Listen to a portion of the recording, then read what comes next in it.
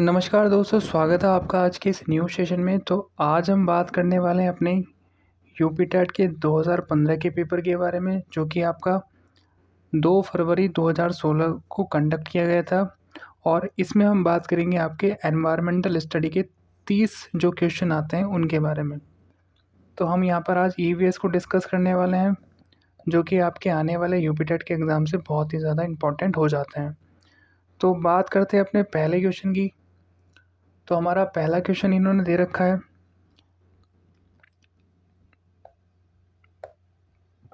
कि प्लेग है। प्लेग के बारे में पूछ रहे, प्लेग क्या होता है।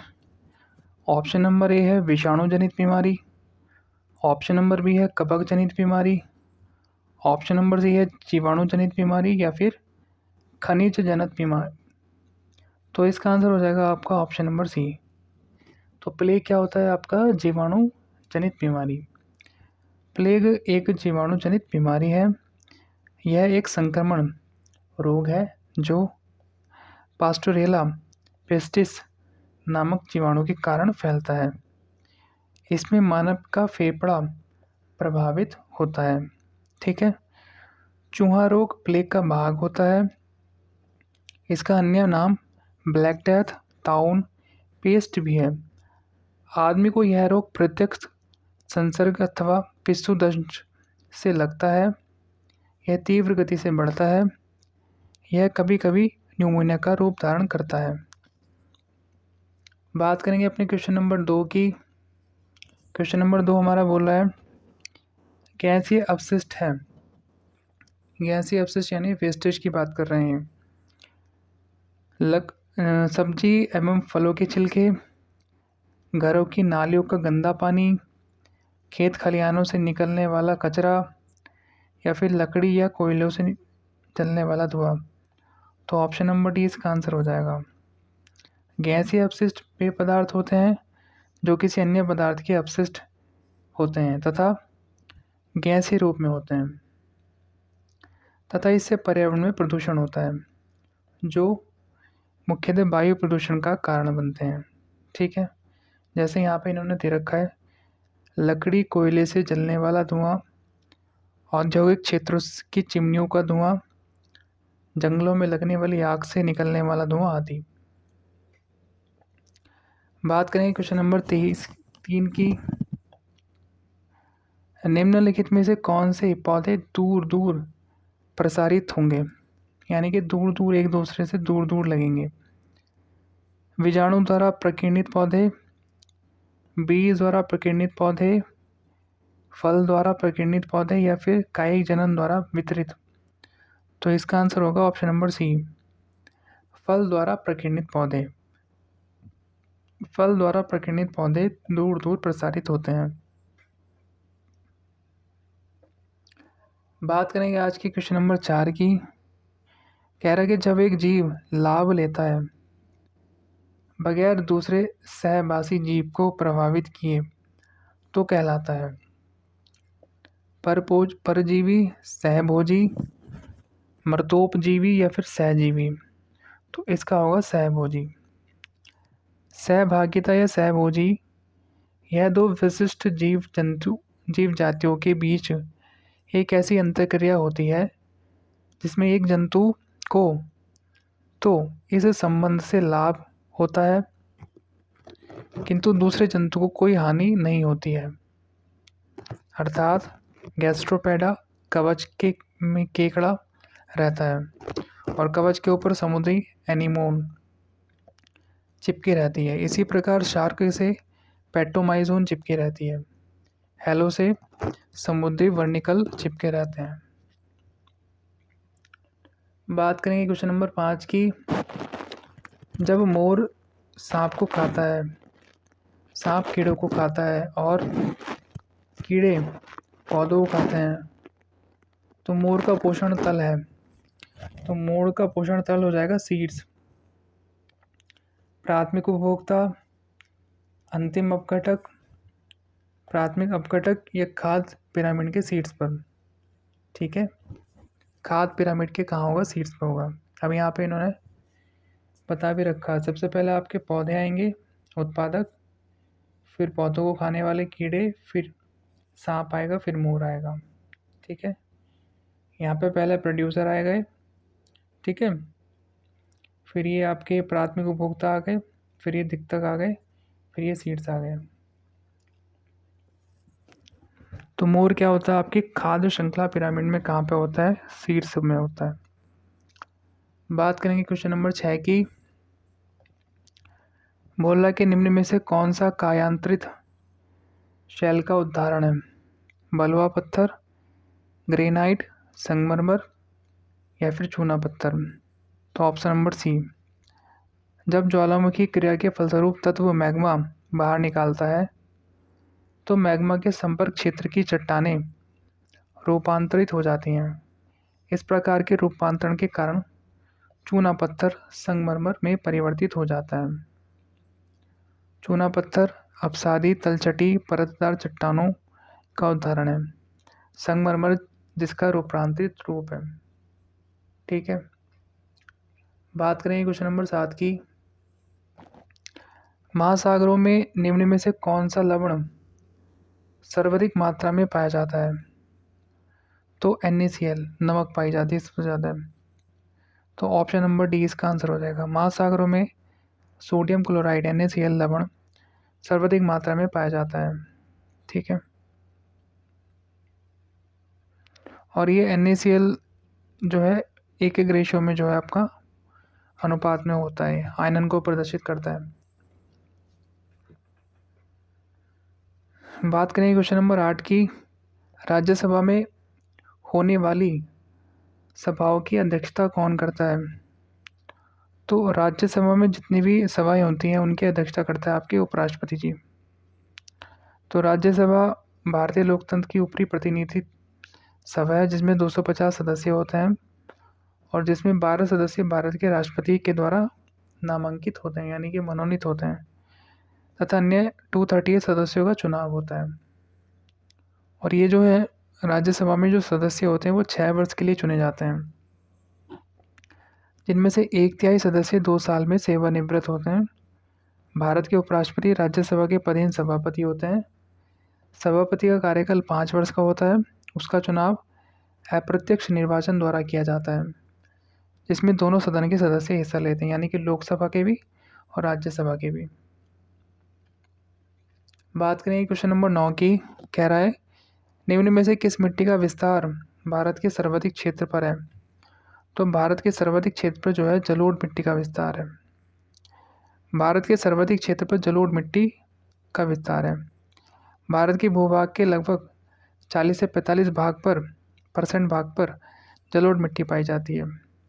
जलोढ़ मिट्टी का निर्माण नदियों द्वारा बहाकर लाई गई मिट्टी से होता है। इस मिट्टी में पोटास, फास्फोरस, अम्ल, चूना तथा कार्बनिक तत्वों की अधिकता होती है, परंतु इसमें क्या होता है, परंतु नाइट्रोजन और ह्यूमस की कमी पाई जाती है। यह मिट्टी कृषि के लिए सर्वाधिक उपयुक्त होती है। बात करें क्वेश्चन नंबर 10 की। हमारा क्वेश्चन नंबर 10 बोल रहा है जो शाकाहारी जंतु भोजन के लिए हरे पेड़ पौधों पर निर्भर रहते हैं, तो वो क्या होंगे आपके? प्रथम चरण उपभोक्ता, द्वितीय चरण उपभोक्ता, तृतीय चरण उपभोक्ता या उपभोक्ता। तो वो होंगे आपके प्राथमिक, यानी कि प्रथम चरण उपभोक्ता। शाकाहारी आते हैं आपके, शाकाहारी जंतु जो भी आते हैं वो प्रथम में आते हैं। मांसाहारी आते हैं द्वितीयक में। अगर मांसाहारी से पहले सर्वाहारी की बात कर रहे हैं तो वो भी द्वितीयक में आते हैं। ठीक है, बात करें क्वेश्चन नंबर 11 की। क्वेश्चन नंबर 11 हमारा बोला कि पर्यावरण शिक्षा में समस्या समाधान विधि का गुण है लक्ष्य केंद्रित विधि, सृजनात्मक विधि, चयनात्मक या फिर उपयुक्त सभी। तो इसका आंसर हो जाएगा, सारे ऑप्शन हमारे ठीक हो जाएंगे। पर्यावरण शिक्षा में समस्या समाधान विधि, प्रॉब्लम सॉल्विंग जो मेथड है उसके अंतर्गत खोजकर्ता में सृजनात्मकता, चयन करने की क्षमता तथा लक्ष्य केंद्रित होना चाहिए। अतः पर्यावरण शिक्षा में समस्या समाधान विधि के नियम गुण होने चाहिए लक्ष्य केंद्रित, सृजनात्मक और चयनात्मक, सारे विकल्प ठीक है। बात करें क्वेश्चन नंबर 12 की, प्रेक्षण विधि की सीमाएं हैं। तो प्रेक्षण विधि की जो सीमाएं हैं हमारी, ऑप्शन नंबर ए बोल रहा है कि यह विधि मितव्ययी नहीं है। दूसरा, इस विधि में प्रेक्षण सूक्ष्मता से ना करने पर प्राप्त परिणाम अधिक वैध एवं विश्वसनीय नहीं होते हैं। इस विधि से व्यक्ति के आंतरिक व्यवहारों का अध्ययन संभव नहीं है। या फिर उपयुक्त सभी, तो हमारा आंसर हो जाएगा सारे। तो यह मितव्यय नहीं है विधि। इस विधि में प्रेक्षण सूक्ष्मता से ना करने पर प्राप्त परिणाम अधिक वैध एवं विश्वसनीय नहीं होते, ठीक बात है। इस विधि से व्यक्ति के आंतरिक व्यवहारों का अध्ययन संभव नहीं है। तो हमारे तीनों ऑप्शन ठीक हो गए। बात करेंगे क्वेश्चन नंबर 13 की, इकोसिस्टम की सही परिभाषा क्या है। परस्पर क्रिया करने वाला जीव समुदाय, किसी स्थान का अजीवीय घटक, पृथ्वी और वायुमंडल का क्षेत्र जहाँ जीव रहते हैं, जीव समुदाय और उसके वातावरण का संतुलित तंत्र। तो इकोसिस्टम का आंसर यही हो जाएगा, जीव समुदाय और उसके वातावरण का संतुलित तंत्र, यानी कि ऑप्शन नंबर डी। ठीक है, यहाँ पे इन्होंने बता भी रखा है, पारिस्थितिकी तंत्र एक प्राकृतिक इकाई है जिसमें एक क्षेत्र विशेष के सभी जीवधारी अर्थात पौधे, जानवर और अणुजीव शामिल हैं, जो कि अपने अजैव पर्यावरण के साथ अंतःक्रिया करके एक संपूर्ण जैविक इकाई बनाते हैं। इस प्रकार परितंत्र अन्योन्याश्रित अवयवों की एक इकाई है जो एक ही आवास को बांटते हैं। परितंत्र आमतौर पर अनेक खाद्य जाल बनाते हैं जो पारिस्थितिकी तंत्र के भीतर ही जीवों के अन्योन्याश्रय और ऊर्जा के प्रवाह को दिखाते हैं, जैसे तालाब बना दी। बात करें क्वेश्चन नंबर 14 की, तो हमारा क्वेश्चन नंबर 14 बोल रहा है, मानव जीवन के क्रम में दो पैरों पर चलने का सबसे बड़ा लाभ है शरीर को अच्छे प्रकार आधार देना, शरीर का भार कम होना, हाथ स्वतंत्र रूप से मस्तिष्क की आज्ञा अनुसार कार्य कर सकते हैं। सबसे बेस्ट आंसर ये होगा इसका, अधिक तेज चलना। सारे सही है, लेकिन इसमें हमें देखना होगा कि सबसे अच्छा आंसर कौन सा। सबसे अच्छा आंसर हमारा ऑप्शन नंबर सी है। ठीक है, कि हमारे जो हाथ हैं वो मस्तिष्क की आज्ञा अनुसार कार्य कर सकते हैं। ठीक है, बात करें क्वेश्चन नंबर 15 की, भूकंप की तीव्रता मापने के यंत्र को कहते हैं। तो ऑप्शन नंबर बी, सिस्मोग्राफ। ना ही जियोग्राफ, ना ही कार्डियोग्राफ, ना ही बैरोग्राफ। भूकंप की तीव्रता मापने के लिए सिस्मोग्राफ नामक यंत्र का प्रयोग किया जाता है। इस यंत्र में रिएक्टर पैमाने का प्रयोग किया जाता है, इसमें 0 से 9 अंक तक चिन्हित होता है तथा प्रत्येक बढ़ता हुआ अंक भूकंप की बढ़ती हुई तीव्रता को प्रदर्शित करता है तथा अगला अंक पिछले अंक से 10 गुना अधिक भूकंप की तीव्रता बताता है। बात करेंगे क्वेश्चन नंबर 16 की, सूर्य से निकटतम ग्रह कौन है। तो सूर्य के जो सबसे निकटतम ग्रह है वो आपका बुध है। ठीक है, हमारे सौरमंडल में सूर्य से बढ़ती हुई दूरी के क्रम में ग्रहों की स्थिति इस प्रकार है, बुध पहले नंबर पर बुध आएगा, यानी सबसे करीब आपका सूर्य के बुध है। उसके बाद शुक्र आएगा, उसके बाद पृथ्वी आएगी, उसके बाद मंगल, फिर बृहस्पति, फिर शनि, फिर अरुण, फिर वरुण। इस प्रकार बुध सूर्य के सबसे निकट यानी कि नज़दीक का ग्रह है और बुध ग्रह जो है आपका सौरमंडल का सबसे छोटा ग्रह भी है। बात करें क्वेश्चन नंबर 17 की, गिर राष्ट्रीय पार्क किस राज्य में स्थित है। तो ये आपका गुजरात में है। गिर राष्ट्रीय उद्यान गुजरात राज्य के काठियावाड़ जिले में है और इसकी स्थापना 1965 ईस्वी में की गई है। यह बब्बर शेरों के संरक्षण के लिए क्या है, फेमस है। बब्बर शेर जो होते हैं उनके संरक्षण के लिए फेमस है। बात करें क्वेश्चन नंबर 18 की, निरीक्षण विधि की विशेषता नहीं है। यह एक मनोवैज्ञानिक विधि है, यह प्रत्यक्ष अनुभवों पर आधारित है, यह एक बाल केंद्रित विधि है जिसमें शिक्षक एक प्रशासक के रूप में होता है। यह विधि विभिन्न सर्वेक्षणों द्वारा अपनाई जाती है। तो ऑप्शन नंबर सी, निरीक्षण विधि की जो विशेषता नहीं है, यह बाल केंद्रित भी नहीं होती और इसमें शिक्षक एक प्रशासक के रूप में होता है, ये भी गलत है। ठीक है, तो निरीक्षण विधि की क्या विशेषताएं हैं? एक तो वर्णनात्मक अनुसंधान का प्रमुख साधन है, व्यक्तित्व के विशेष गुणों को जितनी अच्छाई के साथ इस प्रत्यक्ष प्रणाली से ज्ञात किया जा सकता है उतना अन्य से नहीं। कक्षा में छात्रों के व्यवहार समूहों में उनकी उस स्थिति और उत्तेजना की प्रतिक्रिया को स्वाभाविक रूप से ज्ञात कर सकते हैं। पाठ्यक्रम सहगामी क्रियाओं के निरीक्षण द्वारा अनेक तथ्य प्राप्त किए जा सकते हैं और अवलोकन के अनुसंधान के लिए समस्या का चयन करते हैं। बात करें क्वेश्चन नंबर 19 की। क्वेश्चन नंबर 19 हमारा बोल रहा है कि निम्नलिखित वाहनीय ईंधनों में से किसको आजकल पर्यावरण स्नेही माना जाता है? तो पर्यावरण स्नेही यानी कि जो पॉल्यूशन कम करता हो, तो डीजल भी बहुत करता है, एलपीजी भी बहुत करती है, इनसे कम करती है, लेकिन इन सब में बेस्ट आंसर कौन सा है? ये दोनों तो नहीं होंगे। अब इन दोनों में देखना, तो इन दोनों में होगा आपका ये वाला सीएनजी। सीएनजी जो है आपकी लिक्विफाइड पेट्रोलियम गैस से भी ज़्यादा नहीं, कम करती है प्रदूषण। तो संपीड़ित प्राकृतिक गैस यानी कि सीएनजी वाहनीय ईंधनों में सबसे ज़्यादा पर्यावरणीय स्नेही माना जाता है। और वैसे भी इसका यूज़ हम वाहन के लिए नहीं करते, ये घर के खाना बनाने के लिए यूज़ होती है। तो ऑप्शन आपके 3 ही बचे थे और ये दोनों बहुत ज़्यादा पॉल्यूशन करते हैं। ठीक है, क्योंकि इसमें बहुत कम पर्यावरण प्रदूषण होता है। प्राकृतिक रूप से पाए जाने वाले ज्वलनशील गैस को अत्यधिक दबाव के अंदर रखने से बने तरल को ही सीएनजी कहते हैं। ठीक है, चूँकि यह गैस प्राकृतिक गैस का ही संपीड़ित रूप है, इसलिए इसका रासायनिक संगठन बगैर दबाव के बने गैसों के समान होता है। इसमें मुख्य रूप से मीथेन, ईथेन, प्रोपेन होता है। बात करेंगे क्वेश्चन नंबर 20 की। तो क्वेश्चन नंबर 20 हमारा बोल रहा है किसी परितंत्र में तत्वों का चक्रण कहलाता है। तत्वों का चक्रण क्या कहलाता है? तो भू रासायनिक चक्र। ऑप्शन नंबर ए इसका आंसर हो जाएगा। सभी जीवों को मुख्यतः 4 तत्वों की आवश्यकता होती है। ये तत्व हैं कार्बन, ऑक्सीजन, नाइट्रोजन तथा हाइड्रोजन। ये तत्व वातावरण से जीवों में और जीवों से वातावरण में स्थानांतरित होते रहते हैं। जीवमंडल में विद्यमान ये चक्र जैव भूगर्भिक रासायनिक चक्र या पोषक चक्र कहलाते हैं।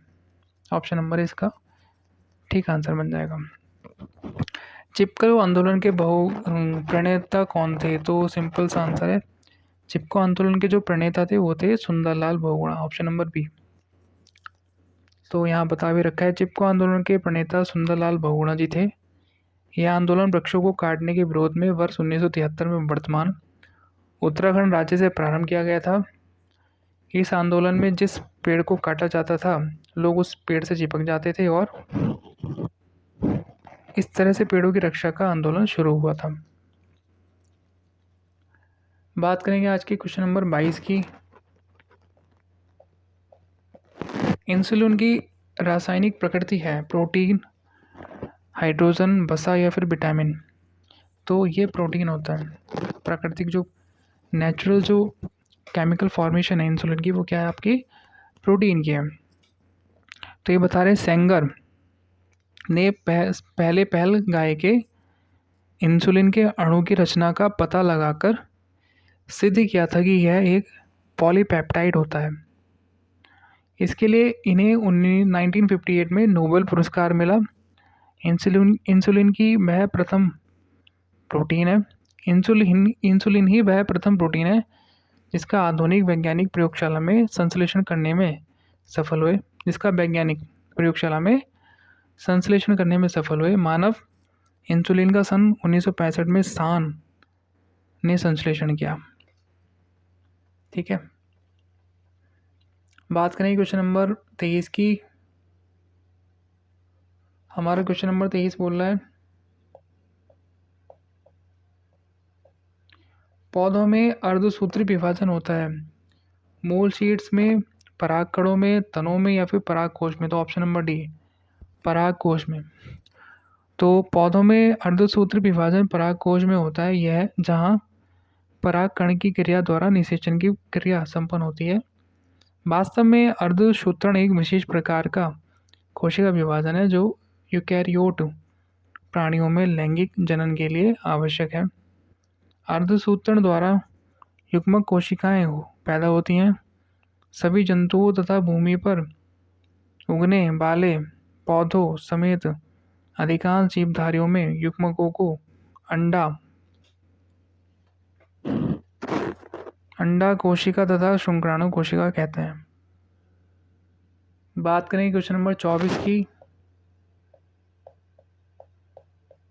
ज्वर नियंत्रण में आमतौर पर सबसे अधिक प्रयोग की जाने वाली औषधि है, तो पैरासीटामोल है।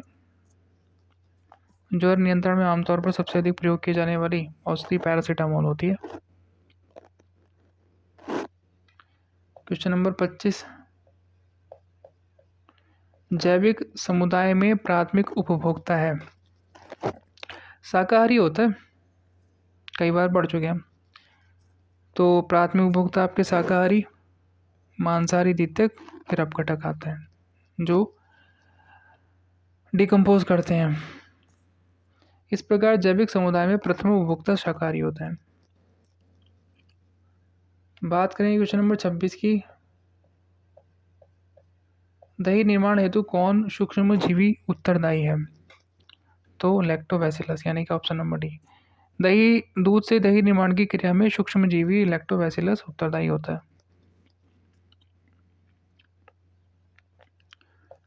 क्वेश्चन नंबर 27 हमारा, मानव रुधिर वर्ग की खोज सर्वप्रथम किस वैज्ञानिक ने की थी, तो सिंपल सा आंसर इसका लैंडस्टीनर, ऑप्शन नंबर ए। तो मानव रुधिर वर्ग की खोज ऑस्ट्रेलिया के चिकित्सक कॉल लैंडस्टीनर ने वर्ष 1901 में किया। इन्होंने रुधिर वर्ग को 4 वर्गों में विभाजित किया। कौन कौन से थे? ए बी ओ वर्ग। ए बी रुधिर वर्ग सर्वग्राही होता है क्योंकि इसमें ए और बी दोनों प्रतिजन पाया जाता है परंतु एंटीबॉडी का अभाव होता है। ओ वर्ग सर्वदाता कहलाता है क्योंकि इसमें कोई भी एंटीजन नहीं होता है। अब हम बात करने वाले हैं आपकी क्वेश्चन नंबर 28 की। प्याज, आलू, अदरक क्या है? जड़, तना, अपस्थानिक जड़ें या फिर सल्क पत्र। तो प्याज, आलू, अदरक क्या आपके तना होते हैं। ठीक है, यहाँ पे इन्होंने बता भी रखा प्रकंद। प्रकंद का उदाहरण आपका हल्दी, अदरक। कंद का उदाहरण आपका आलू। शल्क कंद का उदाहरण आपका प्याज, लहसुन। और घन कंद का उदाहरण आपका अरबी। बात करें क्वेश्चन नंबर 29 की। एक कोशिकीय सूक्ष्म जीव है स्पाइरोगायरा, विषाणु, पैरामीशियम या हाइड्रा। तो एक कोशिकीय सूक्ष्म जीव है आपका option number C, paramecium. Paramecium एक कोशिकीय सूक्ष्म जीव है। एक कोशिकीय जीव वह होते हैं जिनके शरीर का निर्माण मात्र एक ही कोशिका से होता है। और आज का लास्ट क्वेश्चन है क्वेश्चन नंबर 30। निम्न में से कौन सा पादप उत्पाद साबुन का विस्थापन है? रुद्राक्ष, रीठा, तेंदू या फिर उपरोक्त सभी। तो रीठा पादप का उत्पादक होता है जो साबुन का विस्थापन है। रीठा का प्रयोग बालों के संरक्षण के लिए किया जाता है। तो ये था आपका यूपी टेट 2015 का पेपर 1 और हमने यहाँ पे जो आपके ईवीएस के जो 30 क्वेश्चन होते हैं वो डिस्कस किए हैं। ठीक है, और ये आपका 2000 फरवरी में कंडक्ट हुआ था। 2015 का जो पेपर था आपके फरवरी के फर्स्ट वीक में कंडक्ट हुआ था 2016 में।